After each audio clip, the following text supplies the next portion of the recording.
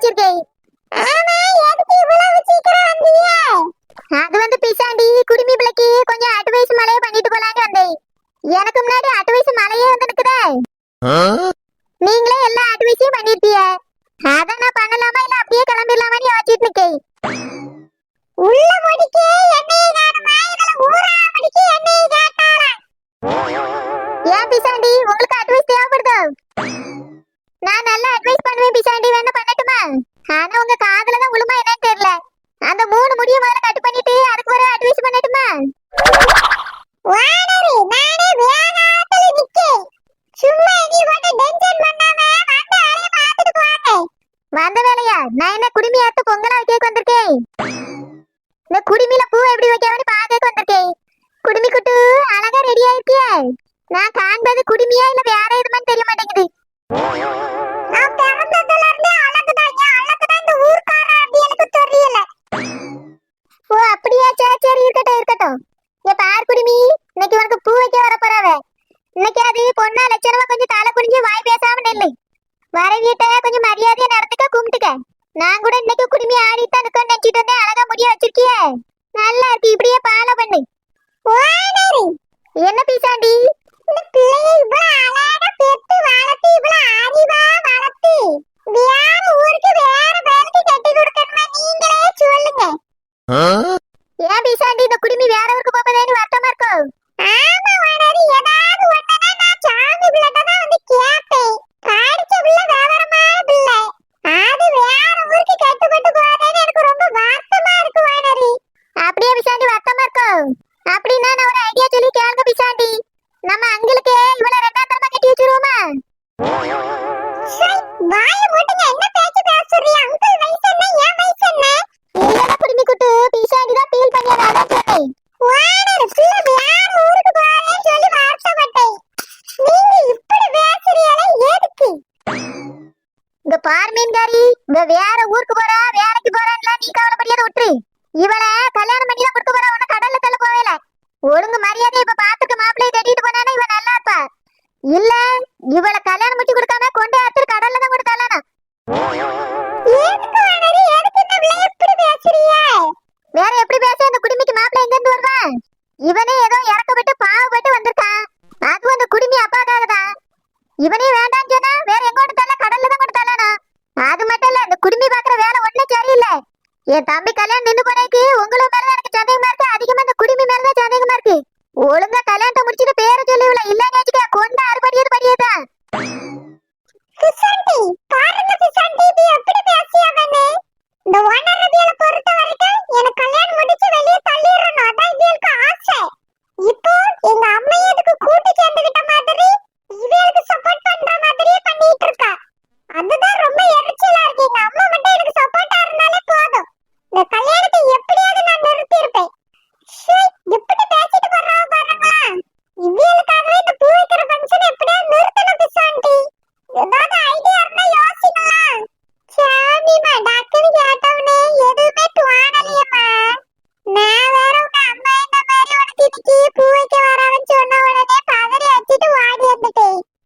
எந்த யோசனையும் எனக்கு வரலையே. பிசாண்டி நீங்களே இப்படி சொன்னா நான் யாருக்கிட்ட போய் ஹெல்ப் கேட்பேன்? நீங்களே சொல்லுங்களா? தயவு செஞ்சு இந்த பூ வைக்கிற ஃபங்க்ஷன் எப்படியாவது நிறுத்திடுங்க பிசாண்டி. எனக்காக ஒரு நல்ல ஐடியாவை யோசிங்க. சரிம்மா, நீ கவலைப்படாதே. நான் வீட்டுக்கு போய் ஒரு 10 நிமிஷம் ரிலாக்ஸா உட்கார்ந்து யோசிச்சுட்டு வாரேன். பிசாண்டி ஈரமா வந்துறியே. போச்சு, யாருமே எனக்கு ஹெல்ப் பண்ண மாட்டாங்க.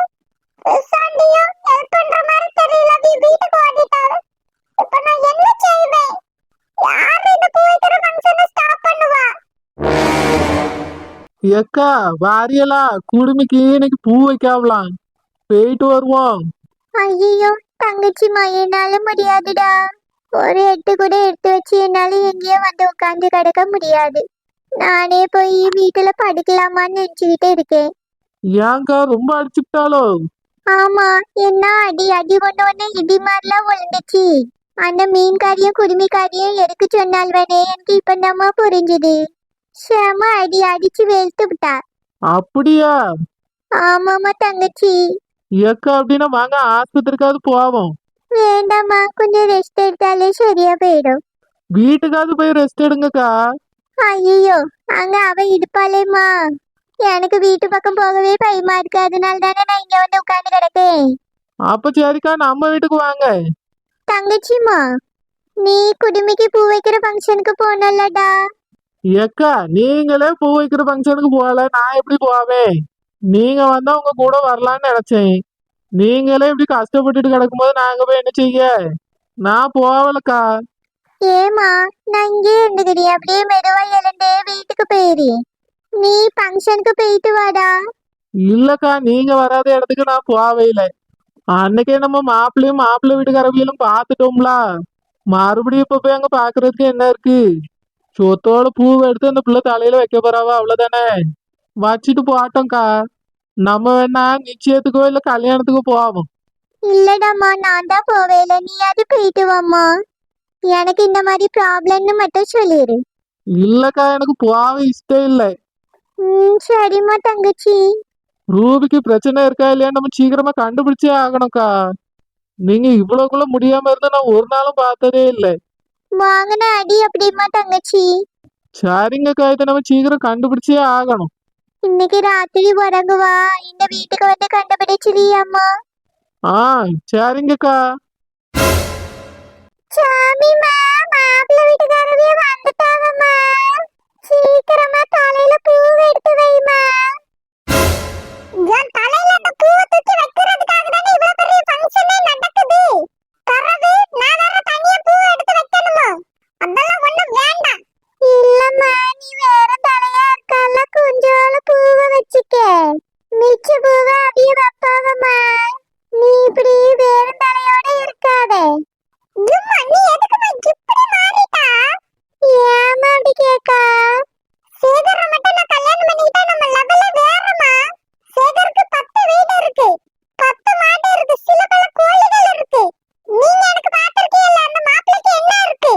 சொந்தமா ஒரு வீடு கூட இருக்கான்னு தெரியல. என்ன வேலை பார்க்கறா ஒண்ணும் தெரியல. அதெல்லாம் அப்பா விசாரிச்சுட்டாமா. சொந்த வீடெல்லாம் இருக்கு.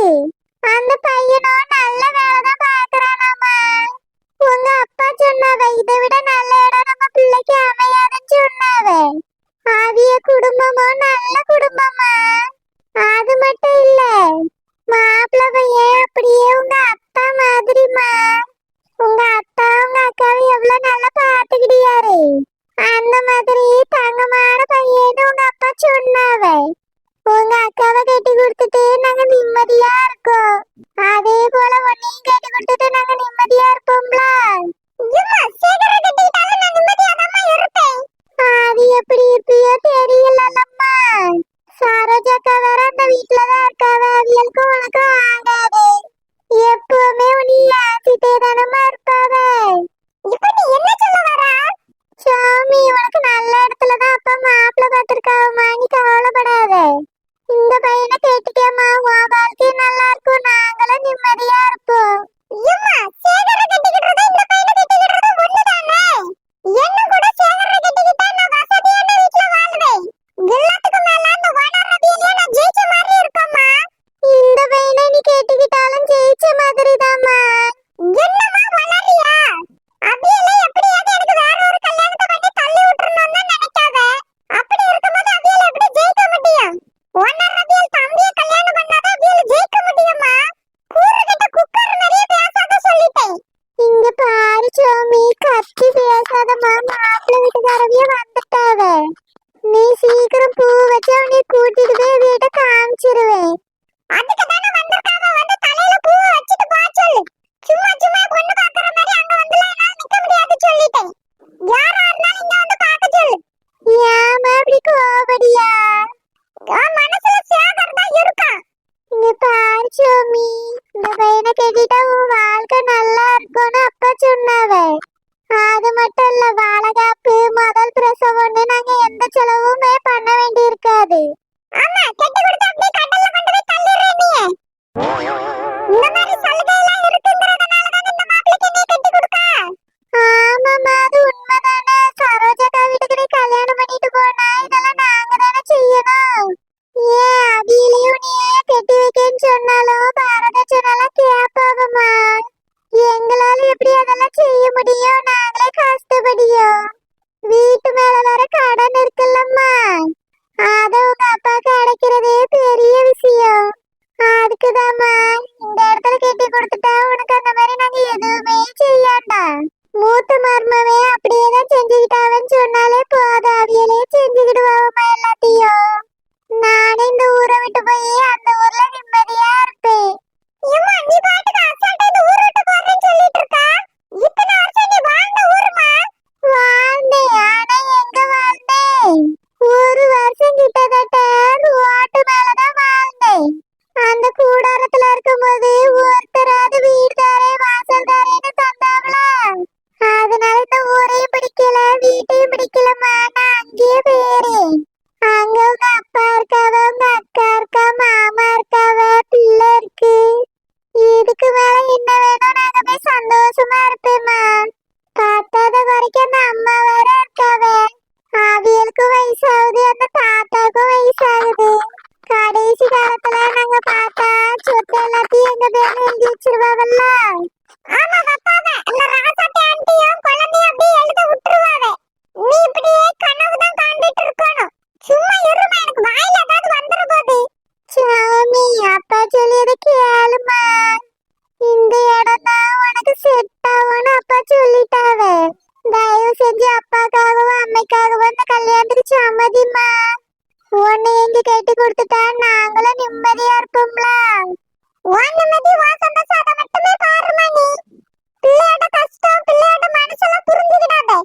சாமி இத்தனை நாளா அம்மா உன் மனசை புரிஞ்சுதானே நடந்தேன். ஆனா அதை எதுவுமே செட் ஆகலல்லம்மா. அம்மா சொல்லியது கேளு. நீ சொல்றதெல்லாம் கேட்க முடியாது. இந்த கல்யாணம் நடக்கவே நடக்காது. நீ பார்த்துட்டே இரு. அப்படியெல்லாம் பிரச்சனை பண்ணிடாதம்மா. உங்க அப்பா அவ்வளவுதான். கோவத்துல என்ன பண்ணுவாங்கன்னே தெரியாதுமா. ஒழுங்கா சொல் பேச்சு கேட்டு நட. இன்னொரு 5 நிமிஷத்துல அக்கா உன்னைய கூப்பிட வருவாமா. வெளியே வா, வெளியே வச்சுதான் பூ